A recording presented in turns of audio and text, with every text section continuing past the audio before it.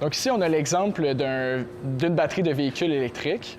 Cette batterie d'une voiture électrique vient d'arriver dans l'usine de la compagnie Lithium, qui a mis au point et fait breveter une technologie de recyclage de batteries. Donc on part d'une batterie, puis l'objectif, c'est de créer l'économie circulaire. On fait une première étape d'extraction et de broyage pour vraiment séparer certains métaux importants. Puis après ça, on va faire du raffinage pour amener ces matériaux-là à la bonne pureté et à la bonne forme pour retourner dans une nouvelle batterie. Lithium, cobalt, nickel recyclés peuvent ainsi servir à la production de nouvelles batteries. Lithium voit grand. Une première usine de recyclage commercial doit ouvrir ses portes cet automne dans la grande région montréalaise. La compagnie, fondée en 2018, a déjà signé des partenariats avec 2 constructeurs automobiles.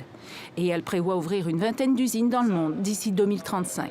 Pour servir les besoins du marché qui sont mondiaux. Donc, ces batteries-là ont besoin d'être recyclées partout sur la planète.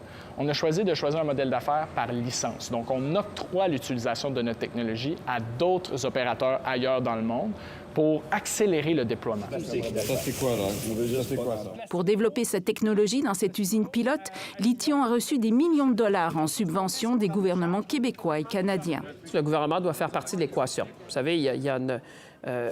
je pense que ces entreprises-là ont besoin d'un coup de main parce qu'on parle d'une grande transformation technologique.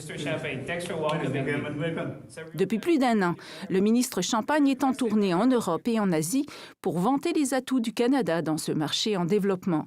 Il explique à ses interlocuteurs que le Canada a la main-d'œuvre qualifiée et les minéraux critiques pour fabriquer les batteries et les semi-conducteurs, que le pays est stratégique pour avoir accès aux marchés européens, américains et asiatiques.